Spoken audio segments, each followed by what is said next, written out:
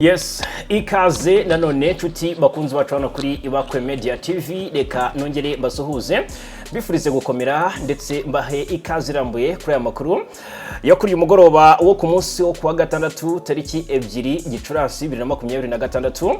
Na makuru tugiye kwibanda ku ngingo z'ingenzi zikurikira. Muri Afurika y'Epfo iby'abanyarwanda birahindutse. Ibintu bibaye ndagira ngo mutega amatwi, ushaka kuba duteza amatwi muri diaspora nyarwanda, ariko by'umwihariko muri Afurika y'Epfo hari ibice nyirizina abanyarwanda batorohewe, turaje tubabwire ibyari byo. Hanyuma turagaruka muri Tanzania turebera hamwe inkuru kuvugwa ku ruzinduko rwa Perezida Kagame, ni Perezida w'u Rwanda Paul Kagame wagira uruzinduko hariya muri Tanzania. Ni inkuru yihutirwa cyane. Ese uruzinduko rwa Perezida Kagame muri Tanzania rusobanuye iki? Turaje tubikomozeho nyuma yuko Tanzania ivugwa ku rutonde rw'ibihugu bishyigikiye umugambi wo gutera u Rwanda no gukuraho ubutegetsi buriho. Hanyuma turanyarukira ku kigo cy'imirwano, tunyarukire ahitwa Minembwe muri Kivu y'Amajyepfo. Ibintu biri kuberayo na kamaramaza nyuma yuko ku munsi w'ejo bashinzwe gutanga ibikorwa by'ubutabazi bari batangiye gukora ibyo bikorwa nyine muri kariya gace ka Minembwe, ibisasu byongeye kuvuza ubuhuha. Ni nyuma yuko M23 imaze iminsi ikoze inama yo gutabara ba Minembwe. Ubaka kanya bigenze bite? Ibitangajwe na M23 birakurikirwa n'iki? Turaje tubigarukeho gatanu ku kandi. Ndi Fagi Kayinamo nko mu bisanzwe mumenyereye, ariko kandi Cyprien turi kumwe muri studio mu buryo bw'usesenguza raje adufasha. Umeze ute? Meze neza, soje abakunzi ba Ibakwe Media TV. Yego. N'abandi bose badukurikira. Yego. Hanyuma twihuta cyane Cyprien, ntabwo dutinda muri uyu mugoroba hacitse igikuba cyangwa se hatangajwe inkuru mbi cyane ku banyarwanda batuye mu gihugu cya Afurika y'Epfo. Hashize iminsi bivugwa ko Afurika y'Epfo ishobora kuza gukora icyo nakwita nk'ubukangurambaga cyangwa se kwirukana abanyamahanga mu gihugu cya Afurika y'Epfo nyine. Ubundi ni umugambi wacuzwe gute? Bivuze iki? Ubundi bitewe n'iki? Niki gitumye aka kanya abanyarwanda bari mu kaga muri kiriya gihugu cya Afurika y'Epfo? Kuva ku itariki 27 z'ukwezi kwa kane kugeza uyu munsi, umuntu witwa ko ari umunyamahanga mu gihugu cya Afurika y'Epfo, by'umwihariko abanyafrika, turavuga abanyarwanda, turavuga abarundi, turavuga abanyekongo, turavuga abanyagana, abanyanigeria n'abandi bose, bari kwibasirwa n'abaturage b'abanyafrika y'Epfo. Yego. Mu bizwe nka xenophobie, cyane cyane ivangura rishingiye ku gihugu. Abangaba rero ikintu babaziza akenshi hazamo ikintu cyuko abanyafurika y'Epfo bavuga ngo nubwo twabonye ubwigenge, urabizi ko babikora mu mujyo uko Afurika y'Epfo itegura kwizihiza umunsi w'ubwigenge. Yego. Bati nubwo twabonye ubwigenge, ariko abanyamahanga bakomeje kuza kudutwara imirimo hano mu gihugu cyacu cya Afurika y'Epfo. Yego. Ubwo rero abanyamahanga amaduka yabo arimo aratwikwa, arasahurwa, arangizwa, ndetse n'ibindi bikorwa by'urugomo byibasira abanyamahanga ara muri Afurika y'Epfo. Yego. So bwa mbere bibaye bikunda kuba kenshi cyane, ndetse leta ya Afurika y'Epfo iba yanateguje abo banyamahanga cyangwa se na za ambasade zabo zikabateguza, kubera ko ni igikorwa bisa naho kiba cyahawe umugisha. Amakuru rero mashya hari ubu ngubu, hari bamwe mu bayobozi bakuru ba polisi muri Afurika y'Epfo batawe muri yombi bazira ko bashobora kuba bari inyuma y'ibi bikorwa by'urugomo, bakuramo inyungu. Kuko nk'ayo maduka asahurwa, abo batera bakabasahura, n'ibindi byose bivugwa yuko akenshi na kenshi bijya kuzamura imitungo y'abo bayobozi. Icyo gikorwa rero nta munyamahanga uri muri Afurika y'Epfo kitarimo kugiraho ingaruka. By'umwihariko nk'Uburundi abonye itangazo ejo bundi bwasohoye bavuga yuko ari imigumuko igomba kubaho, bakagira inama Abarundi yo kwirinda kujya ahantu hari ibyo bikorwa by'imigumuko, kandi bakabasaba ko bakomeza guhererekanya amakuru, mukomeze guhererekanya amakuru no gushaka amakuru kugira ngo mwirinde ko byabagiraho ingaruka. Ibyo rero bikorwa biri kuba muri Afurika y'Epfo, twavuga yuko ari akaga karimo kwibasira abanyamahanga muri Afurika y'Epfo. Ni ibikorwa bitagomba gukerenswa kandi bigomba gufatwa au sérieux, niko nabivuga, kuko benshi barimo kubitakariza mu buzima, abandi barimo kwibasirwa mu buryo bumwe cyangwa ubundi, barimo kwirukanwa ngo ni bataye basubira iwabo. Yego. Hari abanyarwanda batangiye gutaha kugeza ubu ngubu kuko urumva ko n'abanyamahanga hafi ya bose urumva babarizwa muri iki gihugu hari ibihugu byatangiye gucyura abantu babyo. Kugeza ubu ngubu ambasade y'u Rwanda muri Afurika y'Epfo nta kintu iratangaza, nta tangazo irasohora, ariko ugiye kureba iyo myigaragambyo iba ejo bundi tariki 27 byari byavuzwe ko igihugu cy'u Burundi cyo cyari cyaburiye abaturage bacyo. U Rwanda kuki rutagize icyo rutangariza abanyarwanda bari muri kiriya gihugu? Ntabwo u Rwanda rufiteyo diaspora nini. U Rwanda rufite diaspora itari ntoya muri Afurika y'Epfo, ariko none muri Afurika y'Epfo ntabwo cyane cyane nk'abanyarwanda babayo abenshi na benshi usanga ari abantu batavuga rumwe n'ubutegetsi bw'u Rwanda. Yego, abenshi aba bakayumba Nyamwasa cyangwa n'abambari babo cyangwa n'indi miryango yabo. Yego, abo ngabo bo babayo rwose, babaye ari benshi, ariko ntabwo bikwiye ko hari n'abandi banyarwanda babayo, kuko igihugu ntabwo cyagira ambasade mu kindi ngo usange nta diaspora ihari, ubusanga hari abaturage bahari. Kugeza ubu ngubu rero nta tangazo rya ambasade y'u Rwanda muri Afurika y'Epfo yari yagaragara, ariko ibindi bihugu byagiye bigaragaza ko abaturage babyo baba muri Afurika y'Epfo bagomba kwigengesera cyangwa bagomba kwirinda kujya muri iyo myigaragambyo. Ubwo rero n'abanyarwanda bariyo mu by'ukuri ntibakitabire cyangwa se ntibakatendinge ahabaye imyigumuko ngo bahagaragare. Birumvikana ko natwe nibwo butumwa twabagenera, hanyuma ariko babasha gukurikirana ibikorwa byacu n'ibiganiro byacu. Birumvikana batwandikire muri comment ese byifashe bite mu bice baherereyemo, abari hano Pretoria no mu bindi bice bigiye bitandukanye kwa Zulu. Nabuze mbona naho ari hamwe mu hantu habereye imyigaragambyo ikomeye ejo ni tariki 27 n'imyigaragambyo yabaye kuva tariki 27 kugera kuri 29. Urumva ibikorwa by'urugomo byakorewe muri iyo myigaragambyo n'ibikorwa byibasiye ibikorwa by'abanyamahanga. Ntabwo twamenye ngo hari iby'abanyarwanda byangijwe, amaduka y'abanyarwanda yasahuwe ariko kandi ntiyabura. Kugeza ubu ngubu ugiye kureba nko ku rubuga cyangwa se kuri X ya ambasade y'u Rwanda muri Afurika y'Epfo, urabonaho ko nta butumwa buhari, ahubwo hari cyane cyane igikorwa cyo kwibuka ku nshuro 32 Jenoside yakorewe Abatutsi, n'ikiganiro ambasaderi w'u Rwanda muri Afurika y'Epfo Emmanuel Hategeka yatangiye muri Wits University hariya. Kikaba ari igikorwa rero cyabereye hariya muri Afurika y'Epfo. Nta tangazo ambasaderi w'u Rwanda muri Afurika y'Epfo yigeze itanga ku bijyanye n'ibikorwa by'ihohoterwa biri gukorerwa abanyamahanga muri Afurika y'Epfo. Yes, hanyuma yari inkuru yihutirwa, yari breaking nkuko nabo babibonye no kuri titre. Hanyuma indi nkuru yihutirwa cyane nshaka ko dita tugarukaho n'uruzinduko rwa Perezida Kagame hariya muri Tanzania. Ni inkuru igezweho cyane iri kuvugwa y'uruzinduko rwa Perezida Kagame utegerejwe hariya muri Tanzania. Byanemejwe ndetse na presidansi ya Tanzania hariya i Dar es Salaam. Yemeje ko rwose Perezida Kagame agomba kugira uruzinduko muri iki gihugu, n'uruzinduko rw'umunsi umwe kuri tariki ya 3 ejo, ku munsi w'ejo. Amakuru y'uruzinduko yemejwe na presidansi ya Tanzania mu itangazo yasohoye kuri uyu munsi wa tariki 2 Gicurasi. Muri uruzinduko kandi Perezida Kagame azakirwa anagirana ibiganiro na mugenzi we wa Tanzania Samia Suluhu Hassan. Ni ibiganiro bizibanda ku ngingo zirebana n'ubufatanye bw'ibihugu byombi. U Rwanda na Tanzania bifitanye umubano ukomeye mu ngeri zinyuranye, zirimo ay'ubufatanye mu ikoranabuhanga n'itumanaho. Ibihugu byombi kandi byasinyanye amasezerano y'ubufatanye mu bijyanye n'urujya n'uruza rw'abantu n'ibintu, uburezi n'amabwiriza agenga ibijyanye n'imiti. Hanyuma muri Nyakanga umwaka ushize u Rwanda na Tanzania byasinye amasezerano agamije gushyiraho ibiro by'ikigo gishinzwe ibyambu muri Tanzania ni TPA. Hanyuma i Kigali niho byakorewe. Yes, aya masezerano yasinywe nk'intambwe ikomeye yatewe mu guteza imbere ubucuruzi hagati y'ibihugu byombi. U Rwanda na Tanzania kandi bisanzwe bifatanya mu bikorwa byiganjemo ubucuruzi, cyane cyane ko uretse kuba abanyarwanda bakoresha icyambu cya Dar es Salaam, hari n'ibicuruzwa biva mu Rwanda bijya gucururizwa muri Tanzania. Niba muri Tanzania biza gucururizwa mu Rwanda. Nagira ngo umbwire birumvikana intego y'uru ruzinduko. Ako nkeka ko ntago habura kuganirwa ku mutekano mu karere. Ni umutekano wasambye bijyanye n'ikibazo cy'umutekano mu burasirazuba bwa Kongo. Intambara M23 ihagarimo n'igisirikare cya Kongo n'abambari bacyo barimo n'ingabo za Tanzania. Tanzania yavuzwe muri SADC, abasirikare bayo uburyo batashye twabigarutseho, ndetse ababuri burengero n'abishwe twarababwiye. Ubona ko kandi yari ifite umutima n'inyota byo gufasha Kinshasa mu ntambara. No muri Kivu y'Amajyepfo mu bice bya Uvira havugwa ingabo za Tanzania, Tanganyika na he ni ingabo zihanganye ku ruhande rwa guverinoma ya Kinshasa na M23 ishinjwa kuba ishyigikirwa n'u Rwanda.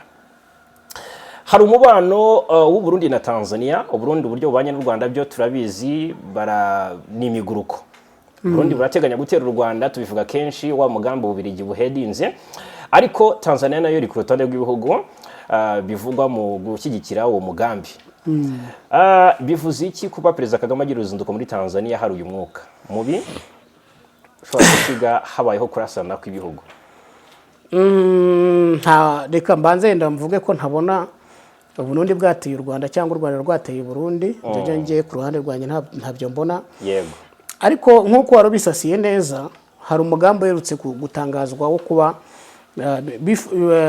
bigizwemo uruhare n'igihugu cy'Ububiligi, bakagaragaza ko Uburundi, Tanzania, Afurika y'Epfo, Angola na Congo n'Ububiligi nyine twavuze buhedinze uyu mugambi, yego, bafite gahunda yo gutera u Rwanda bafatanyije bose. Kuba uyu munsi Perezida Kagame agiye kugira uruzinduko muri Tanzania, yego, wavuga ko nk'umubano w'ibihugu byombi wari umaze iminsi ucecetse utifashe neza. Ahanini binatewe na pozisiyo ya Tanzania mu bijyanye n'intambara ibera mu burasirazuba bwa Congo. Tanzania buriya iyo yohereje ingabo muri SADC ntaho ibiguhisha rwose. bigaragara ingabo nka Zimbabwe, Zambia n'ibindi, yego, Malawi na Afurika y'Epfo na Tanzania nibo bohereje ingabo. Icyo ngicyo ni kimwe. Ubwo urumva pozisiyo ya Tanzania mu ntambara ibera muri Congo ubamaze kuyumva. Ntabwo twigeze twumva Tanzania yamagara ibikorwa biri kubera. Ikindi cya kabiri, Tanzania irongeye ivuzwe muri uwo mugambi wo gutera u Rwanda. Yego. Ikindi cya gatatu abantu batamenya, Tanzania irimo iravugwa cyane mu guha imbaraga ibyihebe byo mu ntara ya Cabo Delgado yagaruwe mu mutekano n'u Rwanda hari muri Mozambique. Yego. Ndetse ababikurikiranira hafi bakavuga ko Tanzania ikomeje kwenyegeza, isa naho ku ruhande rwayo irimo ishaka gupeza ingufu z'u Rwanda. Yego. Bigaragara ko u Rwanda rwagaruye umutekano muri Cabo Delgado. Byo koko hari umutwe twitwa ngo ni Ansar al-Sunna uvugwa gushyigikirwa na Tanzania. Yego. Noneho ibyo ngibyo byose bikanavuga ko Tanzania ari kimwe mu bihugu bishobora kuba biri inyuma y'umugambi wo gushaka uko u Rwanda rwakurwa muri Mozambique. Aho hantu uhumve neza yuko niba ngewe ndi muri operasiyo zo kurwanya umutwe, wowe ukaba utera inkunga, ku ruhande rw'ibihugu bagomba no kwicara bakaganira bakareba bakavuga ati ko kubera iki turimo kurwana. Yego. Aho ngaho birumvikana. Noneho wanareba tuvuye no muri ibyo ngibyo, uyu munsi tugiye mu bufatanye mu by'ubucuruzi. Yego. Kugeza uyu munsi wavuga ko isi yose irugarijwe n'ikibazo cy'ibikomoka kuri peteroli byazamuye ibiciro. Yego. Kuganira na Tanzania rero nk'ahantu dusa naho ariho hari ibigega dukora mu bikomoka kuri peteroli, hashobora kuza kuba bufatanye hagati y'ibihugu byombi yenda cyangwa akabona n'ibihugu bishobora kwigomwa kugira ngo bitaza kuzamura tension y'abaturage. Ariko nanone ntuze kwirengagiza ko abatavuga rumwe n'ubutegetsi bw'u Rwanda babandi twete ibigarasha baroneje ubundi ziramvuru zakurikiye amatora muri Tanzania. Baravuze ngo n'u Rwanda ngo rwaziteye, ngo nibwo rwabiteye. Mu bari bahagarariye cyangwa se bagenzura uko amatora akorwa, ntabwo u Rwanda rwari rufiteyo intumwa. Yego. Yego. ngo n'u Rwanda ngo rwabiteye, ngo n'umugambi w'u Rwanda barabifata bagegeka ku Rwanda. Ntekereza ko none ikindi cya nyuma ukurikije uko umutekano mu karere k'ibiyaga bigari uhagaze uyu munsi, cyane cyane amakimbirane arimo kubera ari mu gihugu cya Repubulika ya Demokarasi ya Kongo. Yego. Ndetse na pozisiyo zihari naho ibintu biriva naho bigeze, ntekereza ko nk'abayobozi bahuriye mu muryango w'ibihugu byo mu biyaga bigari CPGR bagomba guhura bakaganira ku bigerekeranye n'umutekano mu burasirazuba bwa Kongo, kuko ntago wakibagiza yuko Tanzania ihana imbibi na Kongo kimwe nuko n'u Rwanda ruhana imbibi na Kongo. yego ikigero gushakira hamwe igisubizo cyakemura ikibazo cy'umutekano muke mu burasirazuba bwa Kongo cyaba ari ikintu gifite ishingiro cyangwa banaganiraho cyagira n'ishingiro ariko banarebera hamwe ese nk'ibihugu bituranye turafatanya gute mu guhangana n'aka kaga ibihugu byose bifite ku isi kajyanye n'izamuka ry'ibikomoka kuri peteroli. Ntekereza ko ibyo ngibyo umutekano mu burasirazuba bwa Kongo, umutekano w'u Rwanda, ibijyanye n'ubucuruzi, ubuhahirane n'ubucuruzi n'ubukungu, ntekereza ko ari zimwe mu ngingo zishobora kuza kurebwaho bitewe n'aho situwasiyo ihagaze uyu munsi. Yego, abantu bacu babane natwe kuko imyanzuro cyangwa se ibiza kuganirwaho n'ibyanzurwa turahanga kugira ngo tuze kugira gute kubibabwira 5 kuri 5 tugana ku musozo. Imirwano ishobora kubura no kwa ngo niba Kinshasa iri gutera donc yanze kuva kwizima ibisasu bya kamikaze, izi drone z'ubwiyahuzi bikomeje kuri koroza hariya mu Minembwe. Nk'ubwo ngubwo reka turebe ibikuye bongeye. Urababuza se? Ingabo za Congo FARDC n'abafatanyabikorwa bazo ku rugamba bakajije ibitero ku ahantu hatuwe cyane mu bice bigenzurwa ari inyeshyamba z'umutwe wa M23 AFC-M23.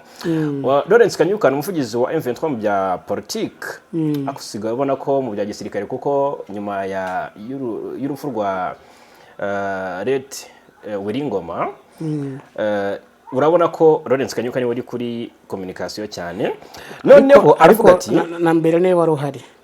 Yego nyine ariko ubundi yari cyane mu bya politique ugasanga none amakuru y'urugamba niwe yatangaza ibiri kuba byose niwe uri kugira gute kuri reportinga.